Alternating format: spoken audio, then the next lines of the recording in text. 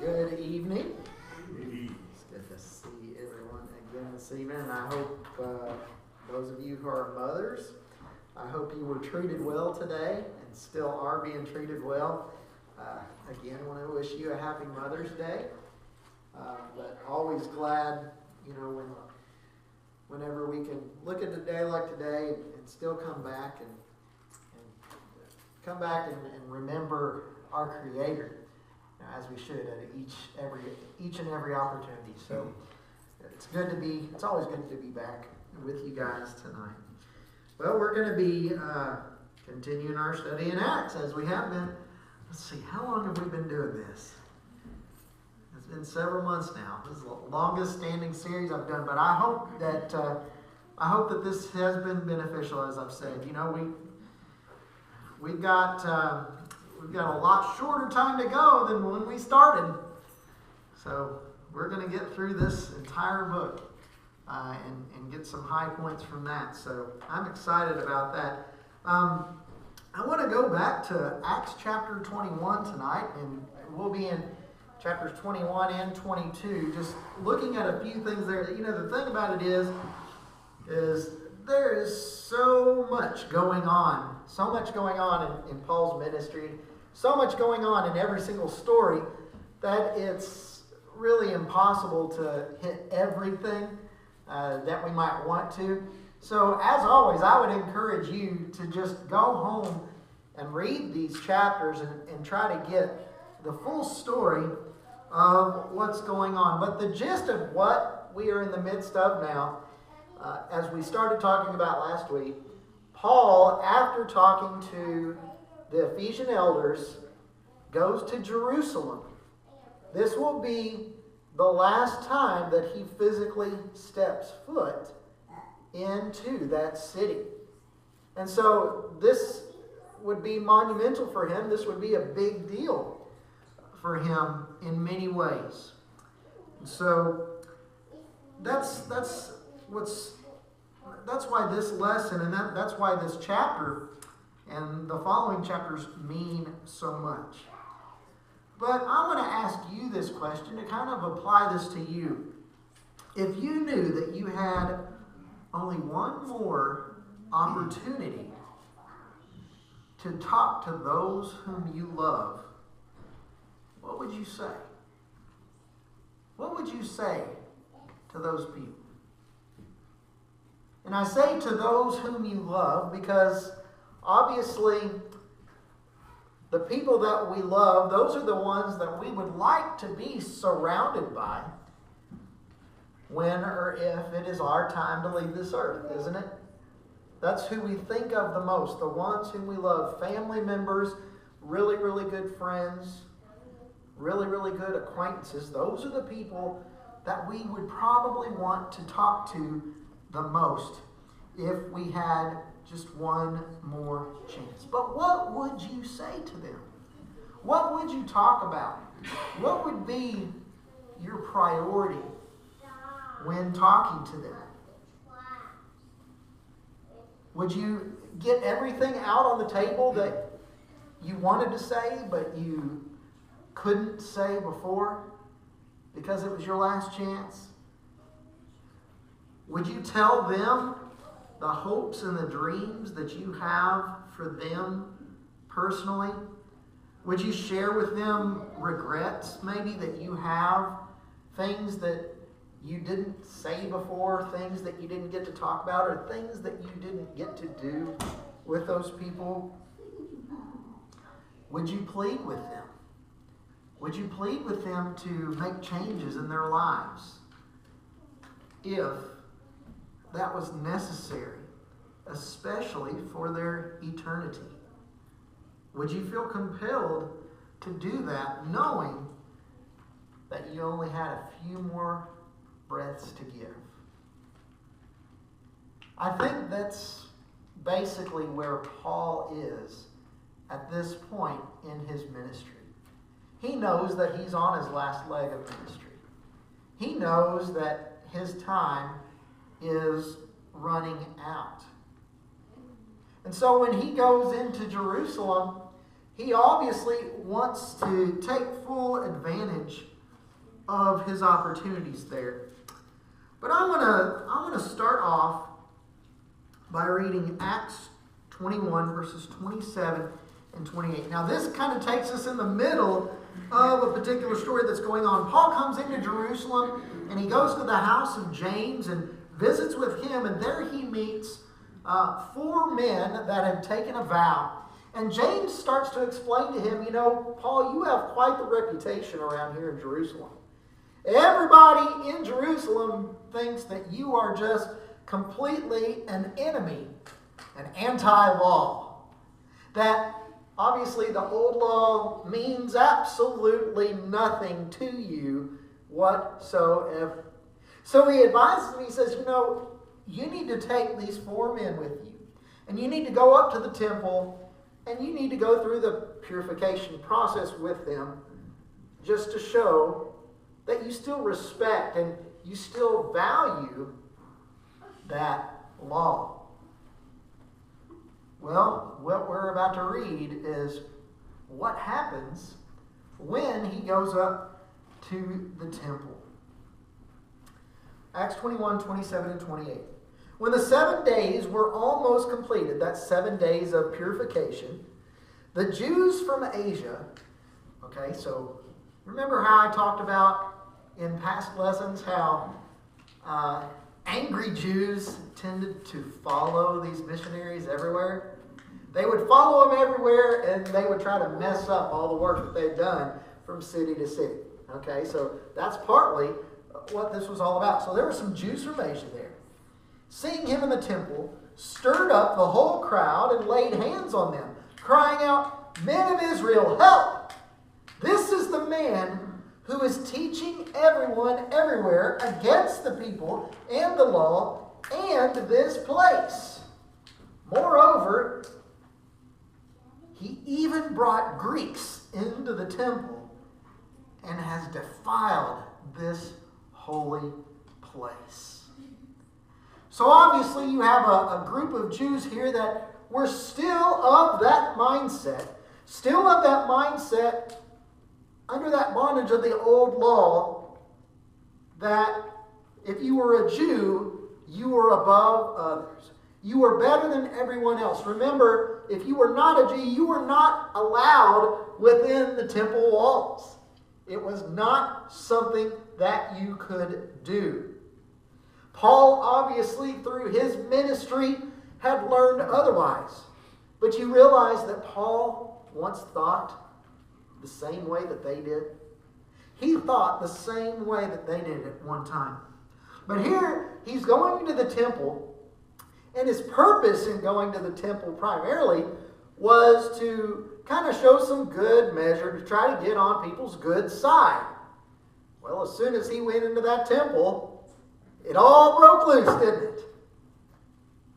Because people recognized who he was. Now, obviously, I don't think that would have been very hard to do because Paul had a pretty big reputation, didn't he? There would have been people in Jerusalem that probably knew who Paul was from when he was younger.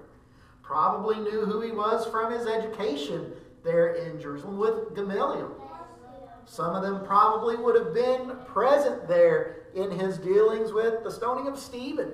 And so there's so many factors there. I mean, somebody like Paul entering Jerusalem, you know something's going to happen.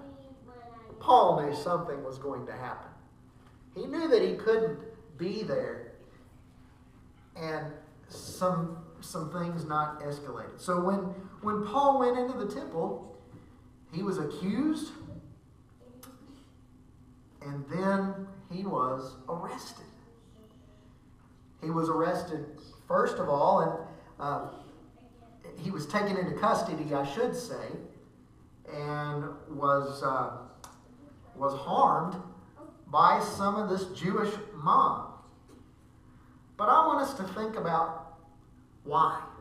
Why is all of this happening to Paul as he comes into Jerusalem and as he comes into that temple? Well, look at verses 30 and 31. It says, "Then all of the city was stirred up, and the people ran together. they seized Paul and dragged him out of the temple. And at once the gates were shut.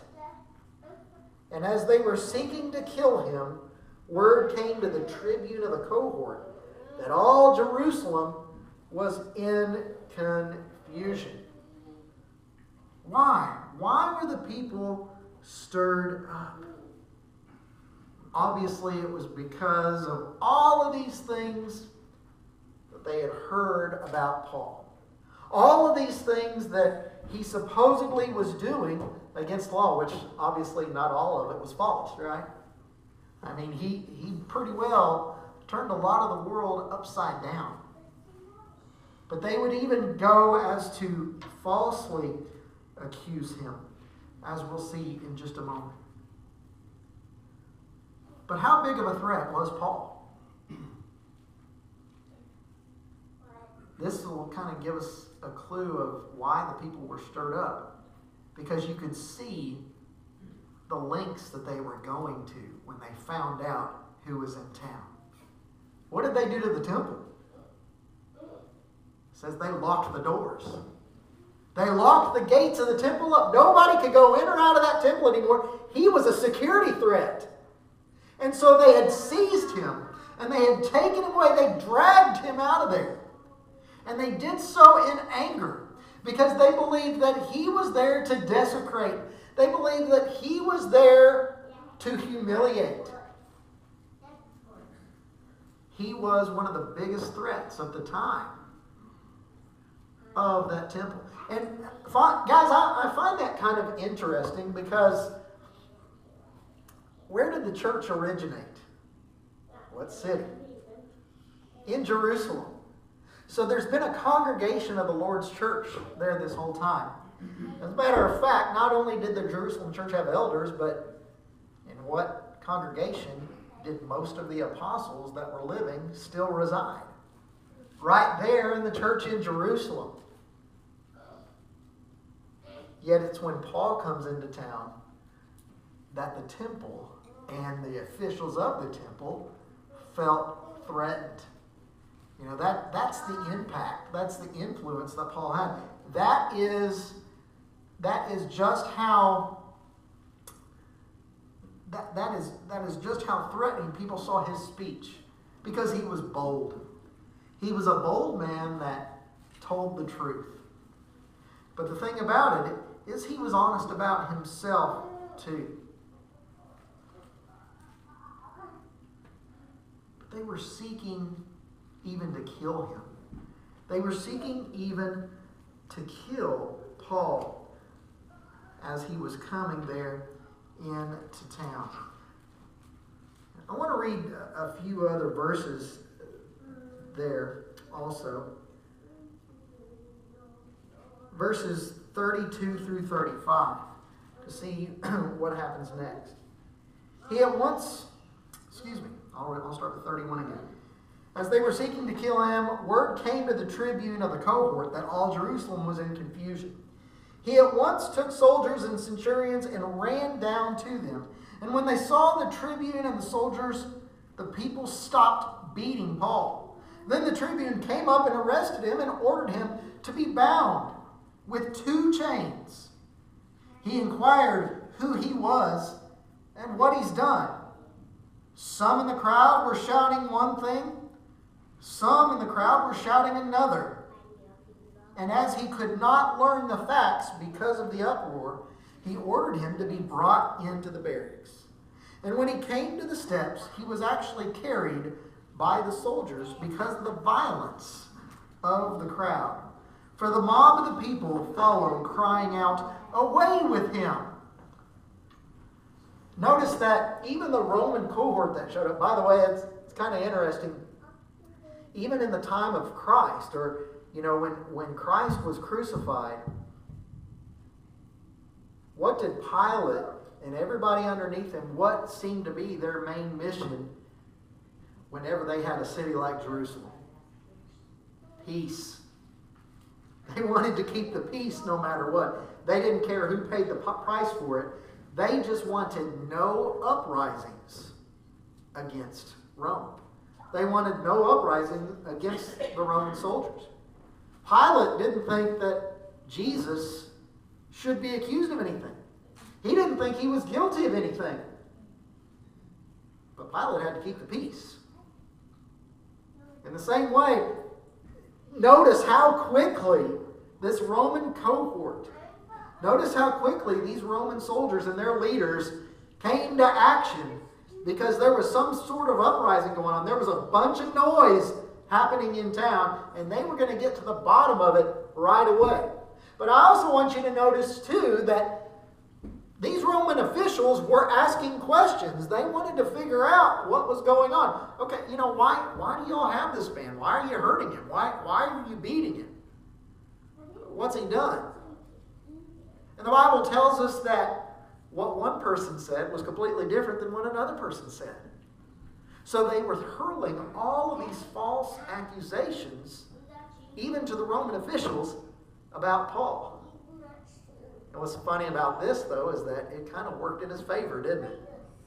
Worked in his favor because the Romans were going to uphold the law. And they said, sorry, you don't have any solid evidence against this man. But they still had to take him into custody in order to protect him. Paul showed kind of a great lesson, though, about no matter how much good, and we've heard this before, but no matter how much good that we're doing for the Lord, no matter what our intentions are whenever we are trying to spread the gospel, no matter what our attitude is, we could be as nice as could be. But when people hear something that they don't want to hear, how do they act? In many cases, they act violently. It starts with yelling. When the yelling doesn't work, it goes to hurting. By any means necessary. Because they want what they don't like to be silenced. And folks, we can be guilty of that too. We're fighting this battle. We're fighting this battle in this world, and it's a culture war and it's a morality war. And there's sometimes we get very angry when we hear things that we don't like, right? Things that we don't agree with, things that we think are morally wrong, but that people are pushing an agenda for. I've talked to some of y'all about the difference that it was for me moving up here from Mayfield, Kentucky, where when I left Mayfield, they had just voted Mayfield City as a wet city. We didn't sell alcohol there. The whole 11 years I lived there, there was no alcohol sales in Mayfield or Graves County. Well, the county still voted it down, but the city did not. And y'all should have seen it, man. They put about a 6 by 2 foot pallet of alcohol in the middle of our Walmart there in Mayfield, and people went nuts. I came up here and there was like 3 or 4 rows of it. I was like, what in the world? It's totally different. But that just kind of goes to show you, during that election, during that vote, there was a lot of anger. And sometimes Christians weren't acting the way that they should and all that. But it's kind of what happens sometimes with our nature. We need to be careful of that as Christians. Because we don't want to be the same kind of people the way we treat other people. We don't want to be the same kind of people that these Jews were either. But we do need to understand that we could be as nice as we could possibly be about telling somebody about Jesus. And we're still going to face some backlash for that. You just think about, why would Jesus in his Sermon on the Mount in Matthew chapter 5 verse 11, by the way, this is the very beginning of that sermon, during the Beatitudes, that's what he starts the sermon out with. He said, "Blessed are you when others revile you and persecute you, and utter all kinds of evil against you falsely on my account." Can you believe that what we're reading about Paul right now, Jesus actually calls blessed? Blessed are you when this kind of stuff happens to you, Paul. Why? Because this stuff was happening to him while he was taking up for Christ. What does that blessed part mean? It means, don't worry, Paul. You're going to be rewarded for that one day. You may not see the reward right off the bat. You may wonder if what you're doing is going to amount to anything. But you will be blessed. And just think about this for a second. How do we look at Paul? How do Christians today look at Paul and what he's done? Don't we look at Paul with like the utmost respect? Don't we look at Paul sometimes and we say, man, I want to be like Paul? Now, ladies, you may want to be Paula instead of Paul, right? But I'm just kidding. That didn't go over well. Anyways, that attitude and that the way in which we serve God, we want to mirror people like Paul. At the time, he might not have seen that would be the case one day. But that's what it's all about. 1 Peter chapter 4, verses 13 and 14 is another passage that I want us to think about when we think about these things that were happening with Paul. And I know that we talked about some other aspects of persecution as we've gone through the book of Acts, because there's a bunch of it in there. But I want us to be reminded of it as we look at the end of Paul's life or getting near it. Here Peter says, but rejoice insofar as you share Christ's sufferings, that you may also rejoice and be glad when his glory is revealed. If you are insulted for the name of Christ, here's that word again, you are blessed, or you are blessed, because the Spirit of glory and of God rests upon you. Isn't that a powerful statement that Peter's saying there? Of course, Peter went through a lot of the same stuff. He went through a lot of the same things that Paul did as far as being persecuted and being done so until death. But he said, if you are so for Christ's sake, you are blessed. You are blessed. You've got something waiting for you that's greater than anything that you could hope to receive here on this earth. So folks, I hope that you can look at passages like that and you can take comfort and solace in the fact that it's not all about a means to an end on this earth. It's about a means to an end in eternity. And really, not an end at all, right? Because it's eternity. I sure do want to be blessed in eternity more than I want to be blessed here. I love that God blesses my life, and I love that He blesses your life. But if one day I could stand before God and He calls me blessed, if He calls me blessed, because of some of the things I've endured here, like Paul, there will be no greater statement. And I hope you can feel the same way. And it's interesting as we continue in this story, as Paul is taken back into the barracks by this Roman cohort, there's still a pretty angry mob out there. Paul could have said a number of different things. He could have said, all right, guys, is there any way you can sneak me out the back and get me out of this town? Or he could have said, all right, guys, how long do I need to stay in here, before this crowd dies down? It's not what he said at all. You know what he said? Hey, since there's so many people out there, do y'all mind if I go out and talk to them? Can I please go out and talk to these people? They just had to carry Paul into the barracks. Okay? Not walk him in, they had to carry him in there to keep the people off of him. And he wants to go back out and stand on the steps and talk to these people. Now, why is that? It's because of the very thing that I said at the very beginning, folks. If you had one last chance to talk to people that you loved and cared about. And make no mistake, Paul would have loved and cared about these people because these were his people. These were people of whom he was a part of for so much of his life. He would have loved and cared about them. This was his last opportunity to be able to talk to these people. He says, hey, sirs, can I go out? Can I talk to them? Now, why would Paul, we just talked about why he wanted to go out and talk to them, but here's what he did.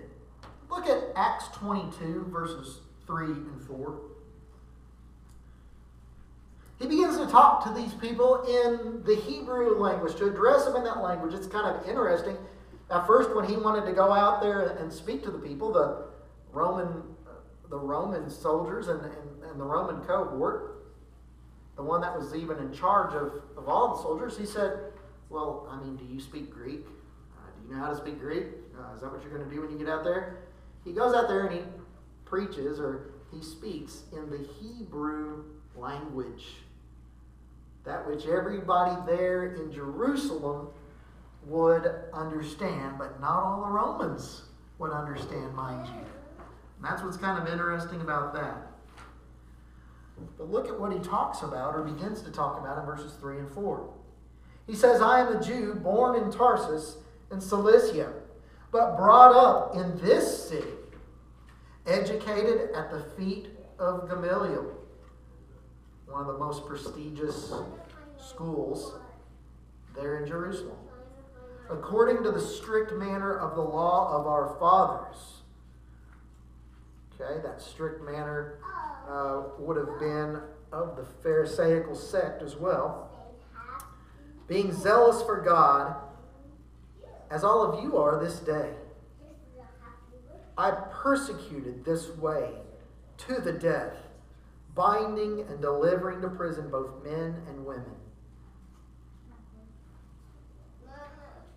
And then he begins to go on with that whole story. Why would he start his speech off with this? Why would Paul tell his conversion story? Why would he give him the information that we just read? I think it's this, that these people needed to know why a Pharisee like him would change. Why a Pharisee like him would go to the other side. He says, look, folks, the very thing that you're doing right now, I used to do that thing. I used to persecute everyone that was a part of the way. And I did it with hearty approval. I wanted to do it. He told them in Acts 22 and verse 20, on down with his interaction with them, on down with his speech, he told them that he stood in approval of Stephen's execution. As he was taking those cloaks, he was applauding. He was saying, oh, that was a good hit. That was a good throw. He was saying, glory to God that this traitor is being taken out. He said, I used to be that way. But then he said, you know what? God changed me. God showed me a better way. And not only that, he says, you know how a while ago y'all were accusing me of fellowshipping with Gentiles and bringing them into the temple? God himself, verse 21,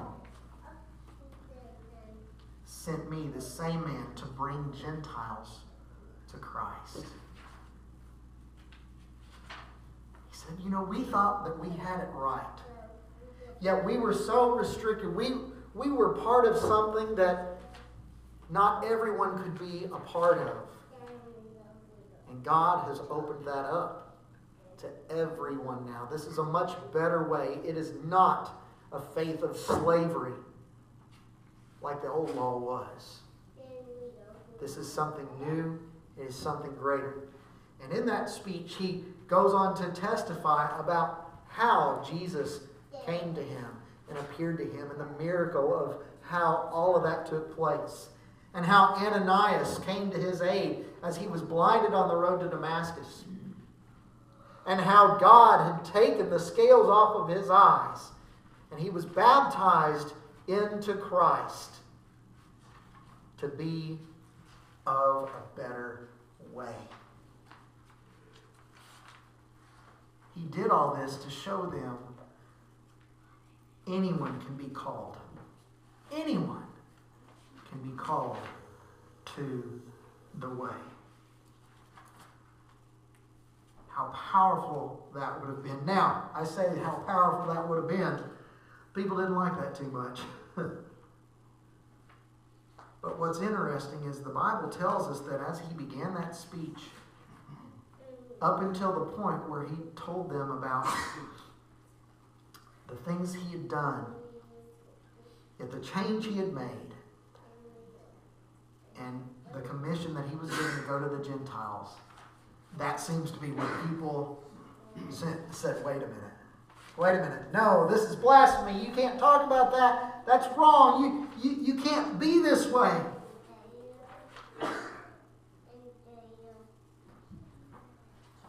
But God's message, as well as Paul's message here, was, folks, God can change anyone. God can change anyone. God can make anyone better. Think about 1 Corinthians 1, verse 27. There it says, and Paul's telling the Corinthians here, God chose what is foolish in the world to shame the wise. God chose what is weak in the world to shame the strong. He says, you know what? You can't handle the foolishness of God. You can't handle this. But that's what God chose. 2 Corinthians 5:17. This is really what I want us to understand tonight. 2 Corinthians 5:17, Paul also tells the Corinthians in a later letter, therefore, if anyone is in Christ, he is a new creation. The old has passed away. Behold, the new has come. He says, I have changed. I am a new creation. I have renewed myself to God. And that's what he was pleading for each and every one of them as well. And I hope that you understand that. I think sometimes even those of us that are in the audience tonight, I think most anybody in this room, I think you are Christians. But I think that there's still some of you in this room that feel like failures. You feel like the things that you struggle with, you can't change. You feel like even though you've publicly made that commitment to God, that you really just haven't been able to commit because maybe you struggle with your faith. Maybe you struggle with some kind of addiction. Or maybe you just struggle with your own self-esteem. Maybe you don't think that you're worthy. I'm here tonight just like Paul was telling all of these Jews that hated his guts. I'm here to tell you that you are. You are worthy. You are worth it. But it has to be a commitment from you too. Sometimes you need a little bit of help. You need some accountability. We want to offer that to you as well. It starts with a prayer, but it ends with, or it continues with keeping tabs on one another, checking up on each other, and really caring about each other, and we do that here. So if you're here tonight and you are struggling, we want to help you. If you want to seek forgiveness, God can freely give that. If you're here tonight and you aren't a Christian, and you'd like to become a child of God, we would love to help you do that too, even if we need to study with you some more. But if you're ready to repent of your sins, confess the name of Christ, to be baptized, we want to help you do that tonight too. If you need to come for either reason, please come as we together stand and sing. Have thine affections been nailed to the cross? Is thy heart right with God? Dost thou count all things for Jesus?